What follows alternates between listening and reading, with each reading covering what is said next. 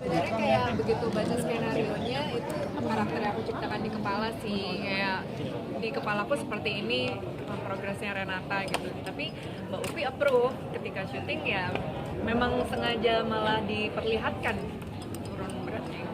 Turun sampai berapa kilo sih? 5. Berasa nggak tadi? Iya. Di film. Iya. Lu jangan body shaming kok. Iya cuma tadi harusnya Jadi kan Laura sempat ceritakan kalau dia nggak biasanya nyemil di lokasi syuting, tapi di syuting kita ini dia nggak nyemil. Nah, jadi snack-snacknya Laura aku makan. Mungkin ini baru 2 kali ya. Iya. Sebenarnya baru ya mungkin kalau bagi saya sih message-nya yang kami pengen utarakan. Jadi penting sekali kita melihat bahwa ada sosok laki-laki di dalam realita yang mungkin juga seperti Edwin dan juga korban seperti Renata yang memang harus tabu-tabu yang masyarakat juga harus tahu gitu ya. Menyatukannya, jadwalnya. Milih dan segala macam.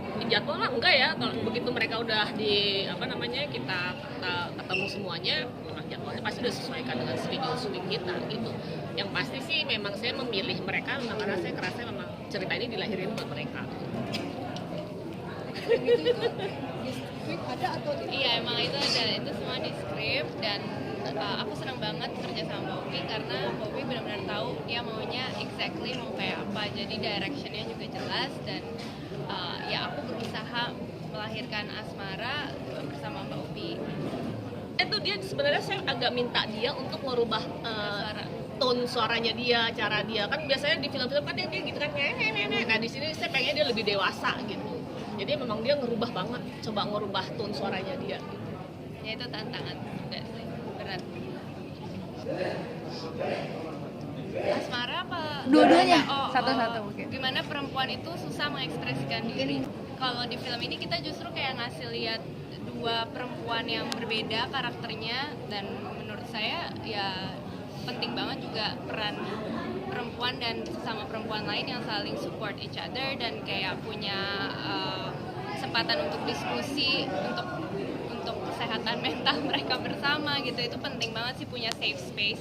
Cuman di Sehidup Semati kan dihadirkan ceritanya seperti ini, tapi buat saya juga cukup bersyukur punya teman-teman perempuan yang selalu support saya dan saya rasa di film ini sebagai Asmara punya lawan main seperti Kak Laura, kita juga saling support banget. Tergantung situasi ya tapi ya aku berusaha memperjuangkan apa yang aku mau sih. Sama sih, aku tipe yang selalu mengutarakan apa yang aku rasakan, apa yang aku pikirkan gitu. Jadi kalau misalnya ditanya relate apa enggak, tentu aku nggak pernah ngalamin hal yang dialami Renata, tapi aku bisa paham dengan orang-orang yang punya karakter seperti Renata gitu. Itu hal yang banyak sekali terjadi di sekitar kita. Mungkin kita bisa lihat di berita, mungkin dari teman dekat yang pernah ngalamin itu semua. Jadi film ini tuh benar-benar aku merasa karakter ini jauh dari aku tapi sangat dekat juga di satu sisi karena aku sering dengar, menyaksikan juga orang-orang yang mengalami hal yang dialami Renata. In real life sebenarnya syuting tuh salah satu me time-ku juga sih. Aku bisa ketemu banyak orang, bisa masuk ke karakter yang baru lagi, ngerasain hal-hal baru lagi. Jadi syuting tuh buat aku adalah playground-ku untuk aku bisa ngerasain banyak hal gitu yang aku nggak pernah rasain sebelumnya. Tapi mereka didampingi psikolog juga nggak sih? Saya? Di sini. Psikolognya Mbak Upi. Nggak didampingin psikolog, tapi kita memang, makanya saya bilang di awal tadi tuh kita nggak banyak reading sebenarnya, tapi kita banyak diskusi gitu. Diskusi tentang ceritanya, tentang konfliknya, tentang masalahnya, karakternya per karakter gitu. Jadi bukan masalah kita reading baca skripnya, enggak, tapi kita lebih dalam dari itu sebenarnya gitu. Mendalami orang-orang seperti Renata seperti apa, orang-orang seperti Edwin itu sebagaimana gitu, tentang dogma-dogma yang ada di luar, tentang patriarki. Jadi kita lebih banyak diskusinya sih gitu. Jadi ya, itu kan closet ya, jadi emang kita bikin di situ cewek-cewek semua yang ada di situ. Jadi kita persiapin dulu asmaranya di situ, kita tutupin dulu sampai kita tutupin darah. Sebenarnya juga dia tuh ada memakai penutup sih, cuma kan kita Iya CGI. kayak banyak teknik-teknik yang maksudnya kadang-kadang kita lihat di film kok bisa kayak gitu, tapi itu kayak udah ada teknisnya, ada persiapannya dan tentunya aku juga mau mengambil peran ini juga karena percaya sama Mbak Upi. Terus kalau yang adegan joget-joget di Laundry. itu susah nggak sih?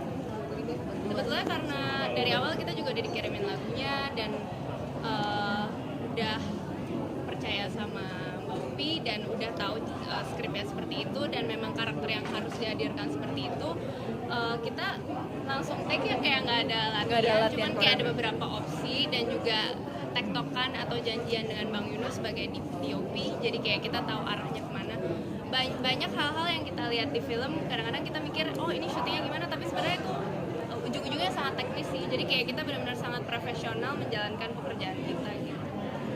Semuanya sih ya, karena memang tugas saya dalam film ini khususnya ya Edwin itu harus digambarkan sebagai orang yang sangat keras, orang yang sangat patriarkis, dan orang yang apa ya, yang bisa dikatakan ya kalau secara umumnya buruk begitu ya. Tapi itu memang tugas saya untuk mempersonifikasikan karakternya Edwin sedemikian. Ya setelah syuting saya adu panco sama Laura, tempatan siapa gitu, sama Asmara juga. Tapi yang melalui psikologi, sebenarnya apakah kita bertiga psikologisnya Upi kali ya? Konsep Sharing-sharing. Iya. Rambut beneran. Beneran tapi palsu ya? Nggak, karena kan itu juga impresi yang pengen Upi juga depiksikan. Bahwa seakan-akan tuh Edwin tuh the so-called perfect husband, the perfect man, tapi ternyata setelah mereka menikah, Edwin bertolak belakang. Terus kalau yang adegan ngumpulin Laura itu gimana sih? Susah nggak sih untuk melakukan adegan? Sakit nggak sih, Lau? Dia kuat banget aslinya. Tahan banting. Nggak semuanya itu udah dipersiapkan, kita ada workshopnya juga dengan tim stuntman gitu, jadi semuanya safety dipikirin. Kayak bikin film action tetap aja. Benar, semuanya dikoreografi sebelumnya, jadi benar-benar safe.